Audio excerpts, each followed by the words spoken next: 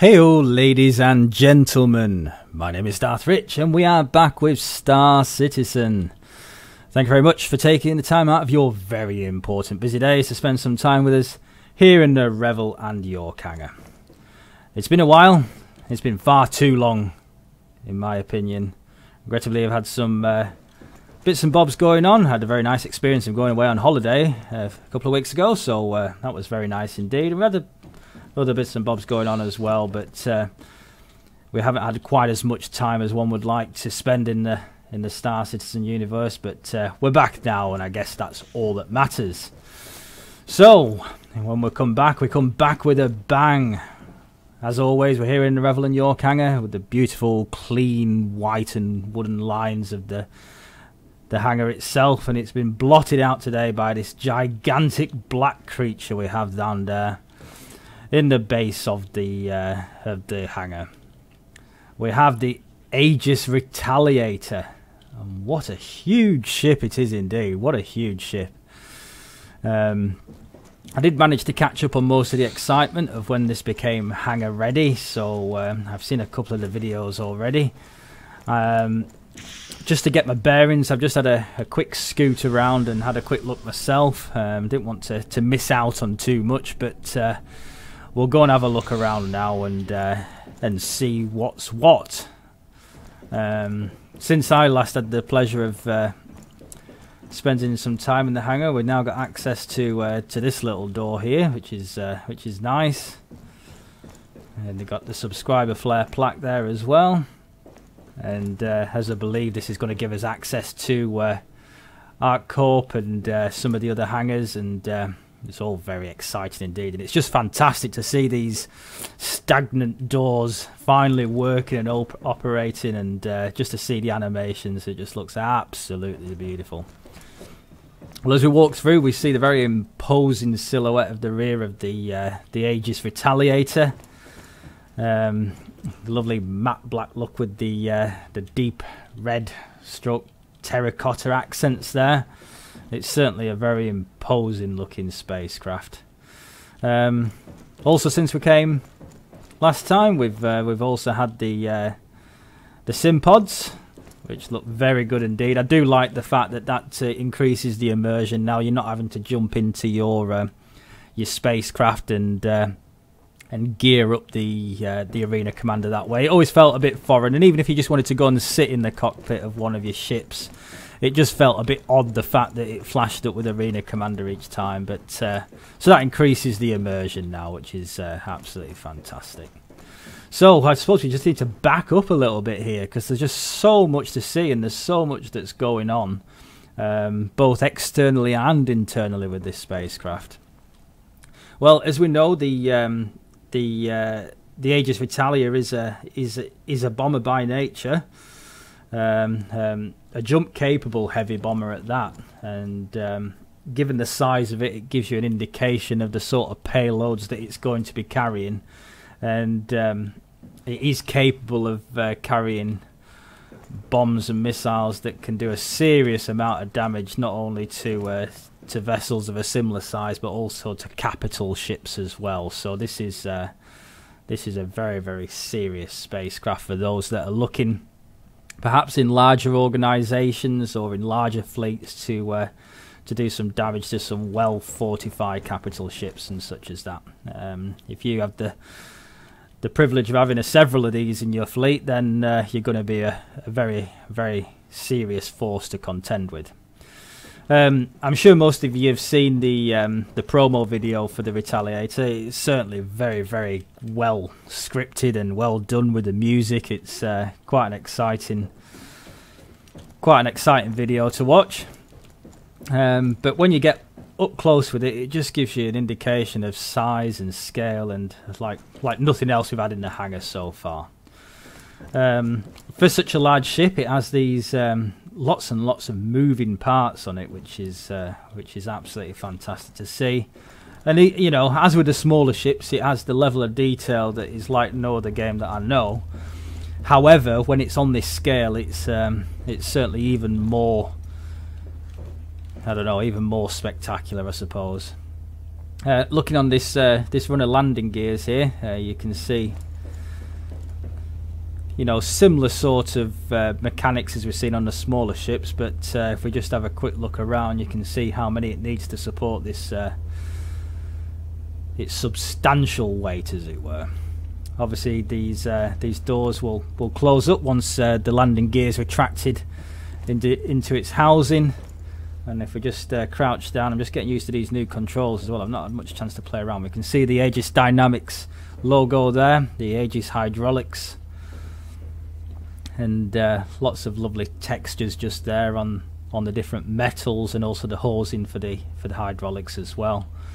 Now we can see these rams and pistons, you know, and if you think that's a section of the ship that's hardly going to be seen when we're flying around the persistent universe, landing and taking off, the amount of detail that goes into it is absolutely spectacular. It really, really is.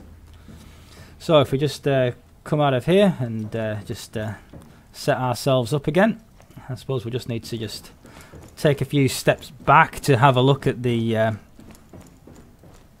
left hand side.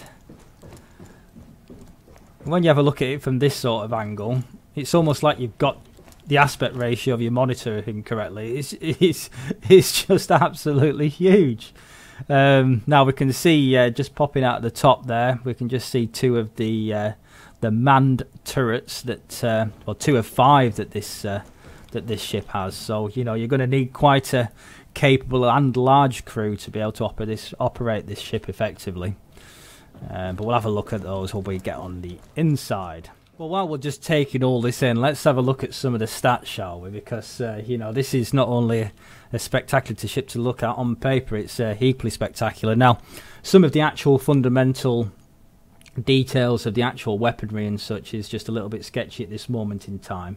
But if we look at the length of the spacecraft, it's 71 meters in length. It's 53 meters across and 12 meters in height, and you know, that that width across is, you know, probably one of the most spectacular stats that it's got. If you think what it looks like, because you know, you're going to see this from all angles. It's not just something that you're going to be walking around. When you're flying around it, you're going to be seeing its imprint on perhaps backed by a planet or something like that. So it's, you know, it's going to be absolutely spectacular. The mass is 188,000 kilos, which certainly doesn't surprise us at all, I don't think, really. When we have a quick look around this, you can see that it's you know, absolutely magnificent. It really is indeed. Now it supports a maximum crew of 6 people, so that's quite interesting to start off with, because I was kind of thinking, we've got 5 turrets and obviously a pilot as well. You know, you would have thought that a craft such as this, that is going to be dropping large payloads as far as bombs are concerned, that there might have been somebody in charge of that. So maybe that's to be updated. I don't exactly know yet. As far as the engines are concerned, we have a huge amount of manoeuvring thrusters. We have 12 TR1s. And we also have 6 TR4s. Now, I think these are the TR4s here, because we can see that you see that large induction area there. And if we just have a quick scoot around the back, you can see there's the jet engine there. Now, these swivel round to enable landing. Obviously, a vessel of this size is going to require quite a lot of upward thrust when it's trying to land. So we see there's one there, and then there's 2 on either side at the back that enable that. So that's quite interesting. Now, how agile that's going to make us, you know, I think agility, when we talk of a ship of this size, is talked about in a completely different context, because when we think of agile fighters, you think of kind of very small and light and nimble aircraft, but you know, that's certainly not, none of those traits are going to apply to a ship of this size. But having said that, agility you know, is going to be quite an important thing, especially when you're looking to you know, you're looking to be accurate with any of your bomb drops and anything of that nature. So if we've actually just gone past there, you can see the cockpit up there. It looks like the pilot's got a reasonable view. How much of the targeting systems will be automated as far as the bombs are concerned, I'm not entirely sure, but that'll be interesting to find out when we can finally get in there and give it a whirl. So we've got more landing gears here. I've got 2 at the front. You can see that they retract up into the 2 houses in the left and the right of this gunner tower. Quite interestingly, it looks like obviously this is an inverted gunner tower, as we can see at the back there as well. The person who is responsible for that gun will be sat in an upright position, or upright as far as it's landed anyway. So, yep, level of detail again, absolutely fantastic. And interestingly, we see the familiar bulldog cannons on either side of these manned turrets. Not a lot of details as far as other offensive options are concerned so far, but we can see that there's quite a few weapons, as well as obviously the bombing capabilities as well. Just moving around here, we can see that we've got these incredibly substantial, very similar design at the bottom to the other landing gears, but obviously got a larger height to go to, and we can see that they retract up there. Very large indeed. And if we just go all the way around the back, just to finish up a full circuit, we can see that we've got these very, very large manoeuvring thrusters. You know, to see how quickly these turn, and you know, we already know a lot of the animations are absolutely fantastic. To be able to see these in action and to hear the mechanisms is going to be quite spectacular indeed. You can see the little holes just in the housing doors there. If we just come around the back, we can see the 2 main forward-facing thrusters. Obviously, it looks like those large TR4 manoeuvring thrusters also benefit the forward-facing thrust as well. But we've also got these 2 absolutely ginormous TR5s. These are the primary thrusters, and they're certainly going to be able to give this ship the forward-facing thrust that it needs to get up into space. So yeah, so there's an awful lot going on there. One thing I've just noticed, actually I haven't noticed so far, is the 42. So I assume that refers to Squadron 42.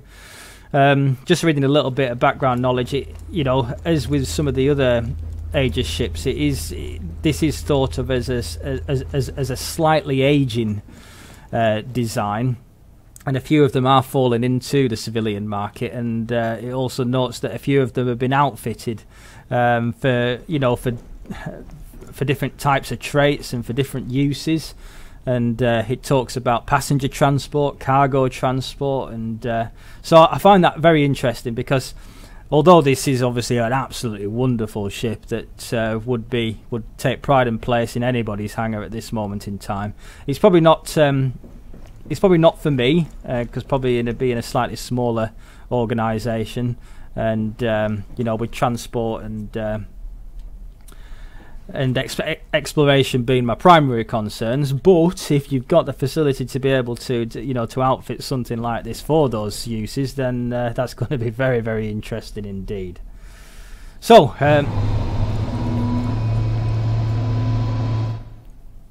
if we just want to open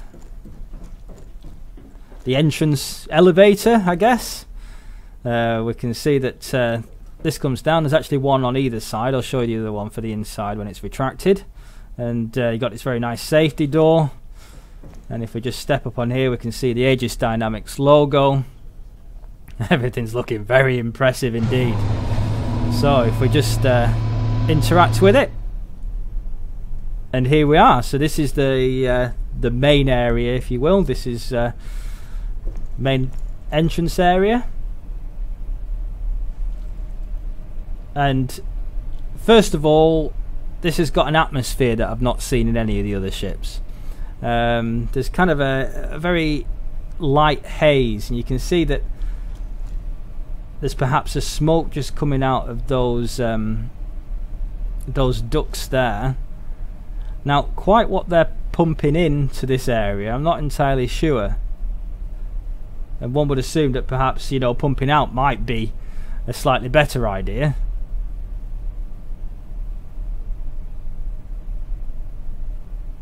Yeah, very interesting indeed. We can see another one over there.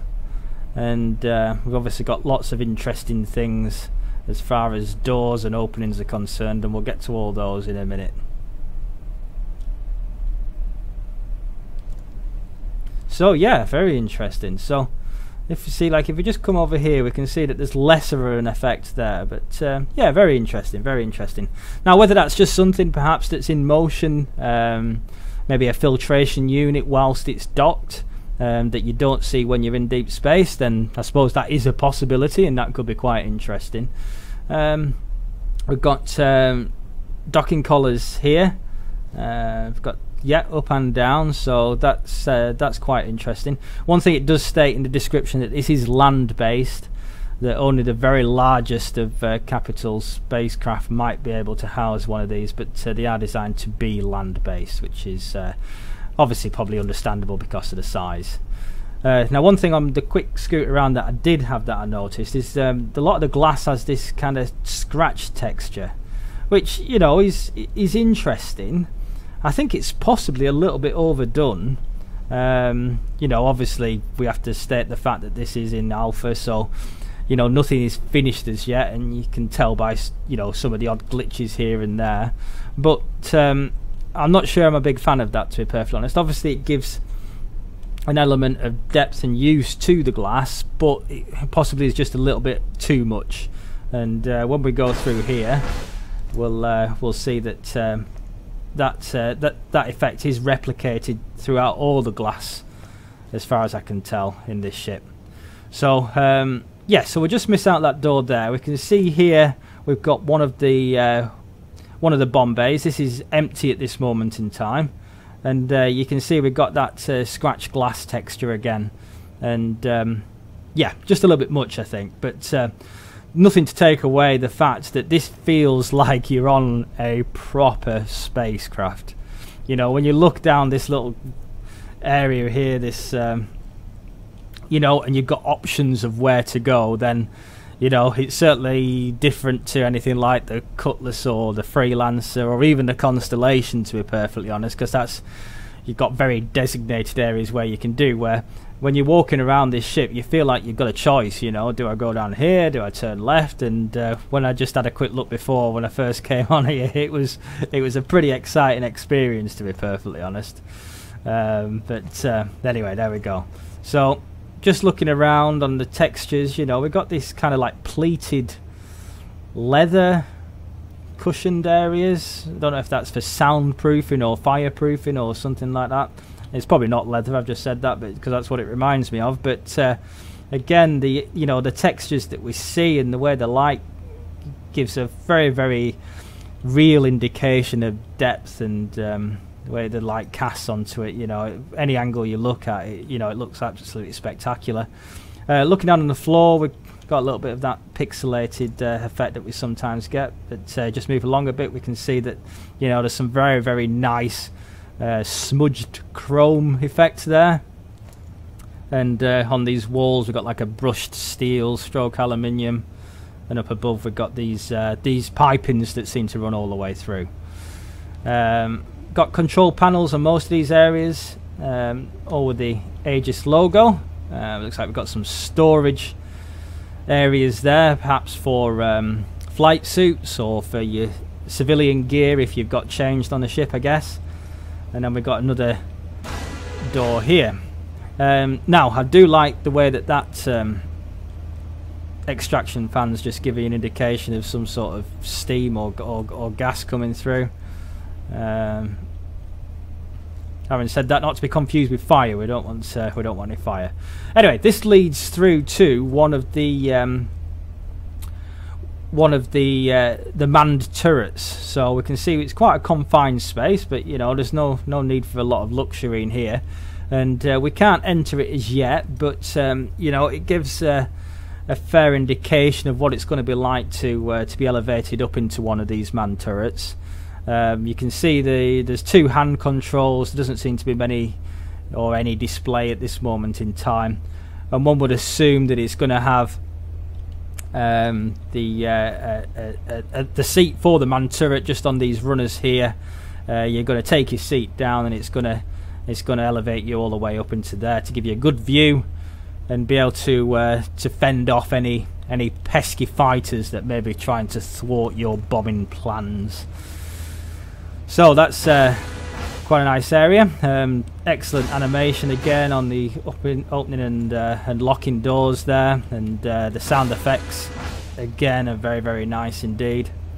The sound effects gives you that kind of indication that you're on a ship that's perhaps ready to take off, that's been primed and ready, and the power plant's just idling, waiting to power up all the thrusters and everything. Got some more storage areas there, what it looks like, or perhaps it is perhaps it holds some sort of electrical box. I don't entirely know. We just see some lights on top of there that might give that indication. That's quite interesting. Not noticed that before. And then if we just come around here, we see another one of Decay's doors, and we can see here that we've got another turret. The difference being at this time it is below us. Oh, I can see some belt there. Very good. So yeah, so one would assume again there's another seat that you take your place in here, and then that small door just opens up and lowers you down into the turret just on the belly of the ship there. So that's quite interesting. So if we come all the way through, we can see that everything's kind of mirrored on this side. So we've got some more of those boxes there, and if we'll just stick our nose in here and have a look, and we've got another turret there, identical to the one on the left hand side. So if we come back up here, we can see the other side of this bomb bay, and you know, it looks like there's an awful lot going on in there, and if we just go around here, we can have a bit of a look. So this is an area that one would assume that most of the bombing,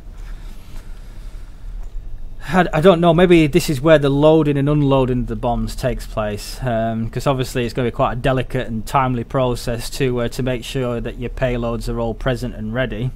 We can see through this here that you can see that the bomb bay doors are there, and you know, going back to what we were saying before, you know, this could house a serious amount of cargo, so it'd be quite interesting. It does show an advertised 0 freight units for this particular variant, but as we know, there could be the potential to you know, to swap out modular parts to kit it out for your own benefits. So as you can see, you know, there's a reasonable amount of space there anyway. So if we just have a look around here, we've got a very slow moving fan. There's kind of a buzzing noise, and there's some controls there, which is quite interesting. And then we've got 1 and 2. I don't know quite what they're for. Are they missile? I don't know. Are they for missiles or not? I don't know entirely. And then we've got this box here. Interesting. Looks like perhaps a generator of some sorts. Anyway, let's move on. We're taking up an awful lot of time already just having a quick look at the clock there. So we've got some more fans there. Obviously we'd make sure we keep all these doors shut in deep space. You know, for a ship of this type that's going to be involved in conflict, then the possibility of onboard fires and such are going to be a very, very real reality. So keeping these closed to making sure that airlocks and are going to keep any damage out, and perhaps fire as well. So that's going to be quite interesting. So looking at well, there can't be missiles because it's on the other side of that. So that's quite interesting. Not quite sure what that is. It just looks like perhaps a bit of soundproofing or fireproofing or heat proofing. We've got some more screens here that are presumably going to feed back information when you're flying. Now, if we just have, we'll go and have a look around here first. So everything looks a lot lighter in here. So we've got another fully stocked, ready and loaded bombing bay here. Now, I do notice that obviously, well, I'm sure you do too, that these look quite different to the one in the rear. The runners that hold them look very much the same, but just the way that everything's set up just looks a little bit different. So maybe this carries extra bombs. I'm not entirely sure, but you can see the bomb bay doors look the same. The runners that hold these very, very large clear sky bombs look the same as the ones in the rear, but it just looks a little bit different in here, a little bit different indeed. So we can see through the little window there, we can see the captain's seat.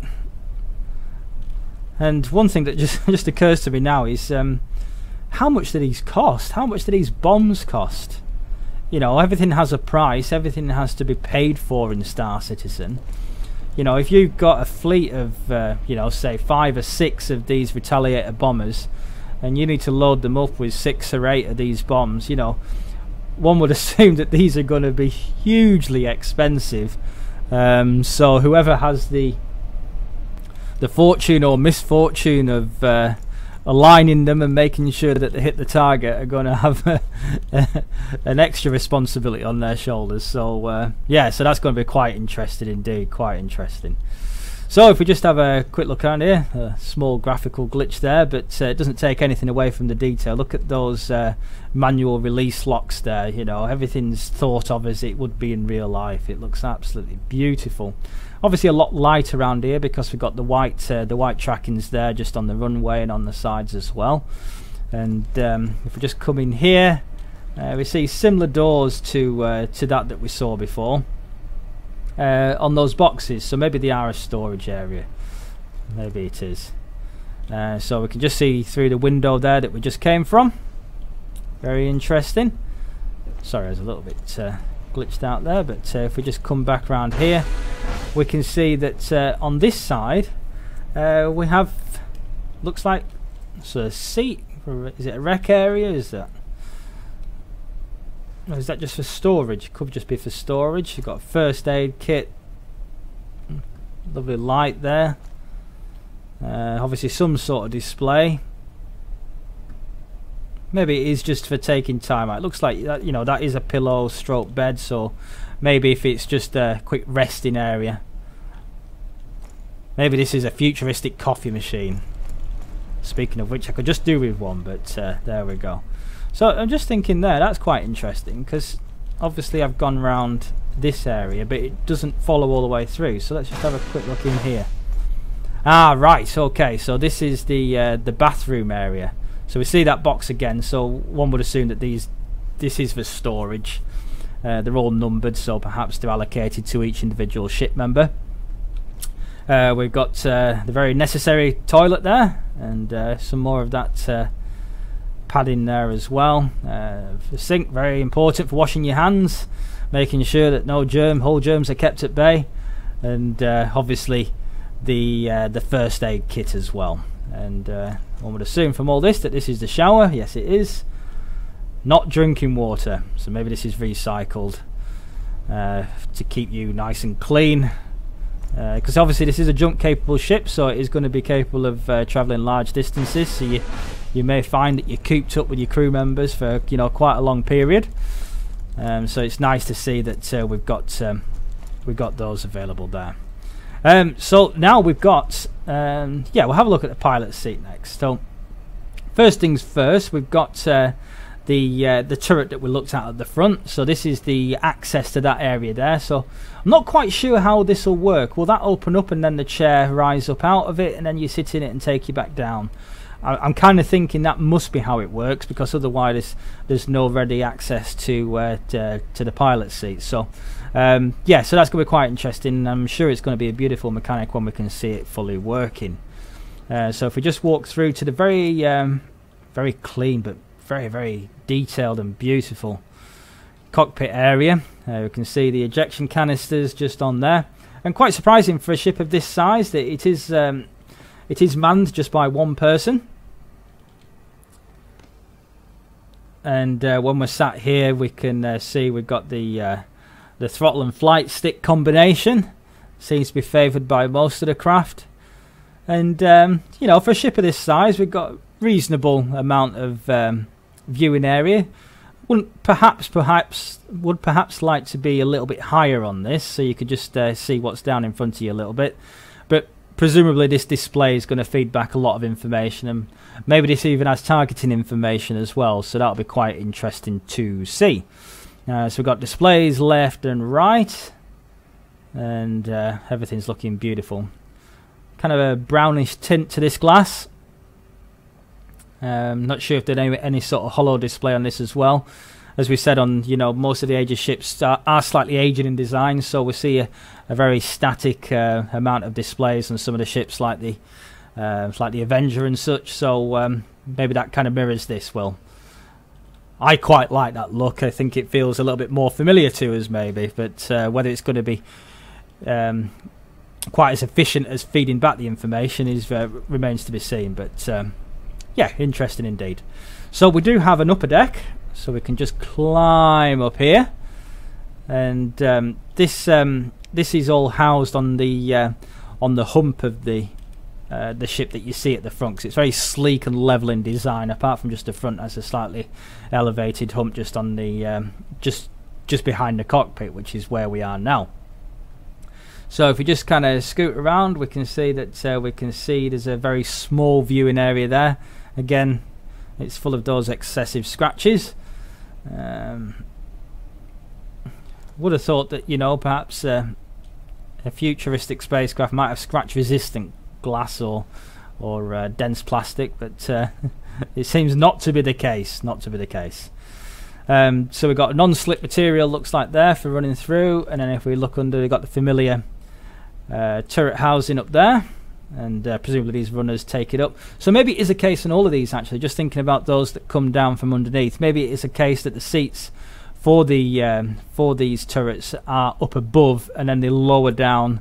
The person then sits in the seat, and then it takes them back up again. I suppose that would make more sense than what I perhaps suggested before. So if we just go through into the reverse here, we can see that this is where our weapons cache is going to be.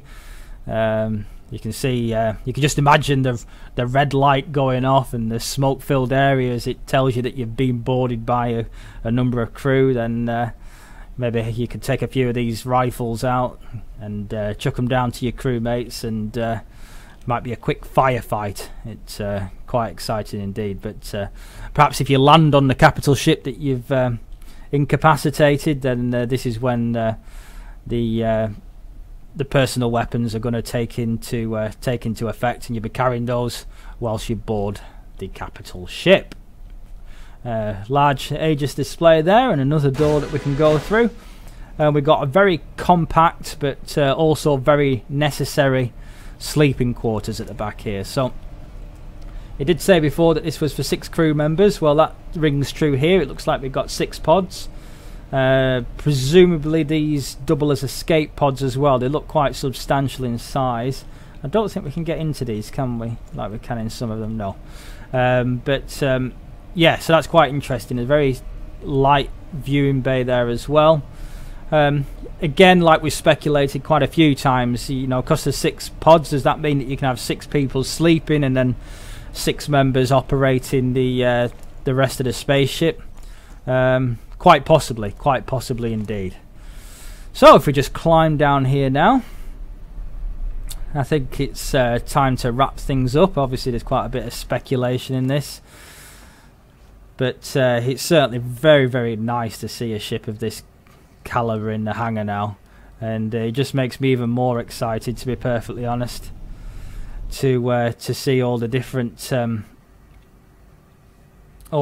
ships as they come through that we've had in, not only in our hangar, but also been able to fly. Imagine taking this up from the landing pad for the first time. It's going to be a very, very, very, very interesting, exciting, and experience that we've been waiting for patiently for quite some time. So I think that those times are coming forward now, which makes everything even more exciting. So we just had a little bit of an outward view there, just as we were sat in the old pilot seat. So we can just go through here now. If you haven't by any chance seen the Retaliator promo, then that was created by CIG, then make sure that that's your next port of call after finishing this video, because it is spectacular, exciting, and very, very well made indeed. So I think that about takes us through this video. If you've made it this far into the video, then thank you ever so much, my favourite people. As I say, regrettably it has been a bit longer than I anticipated the next video coming out, but I'm starting to put together my, well, what I would think is going to be my final hanger now, so we might revisit that in the coming weeks, but I certainly intend on doing more videos. If the one doesn't come each week, unfortunately, then that may be the case, but certainly when I feel like I've got something to say and I want to share some time with you guys, then I'll definitely be I'll be doing that over the coming weeks, months, and obviously when the different modules are released, then that's going to be an exciting time for all of us. So I'm certainly not going to want to miss out on that, and if I can share my experience in some way, then if somebody wants to watch, then I'll be more than happy to put some content out there. So I think that about sets us done for the day. So thank you very much. My name's been Darth Rich. Please feel free to like or dislike accordingly. If you have really enjoyed yourself and you feel like subscribing, then please feel free to do so. Then you'll be notified the next time one of these videos goes live. So I think that's going to be me for my bank holiday Monday. So I hope you all have a great day wherever you are in the world, and we'll see you next time.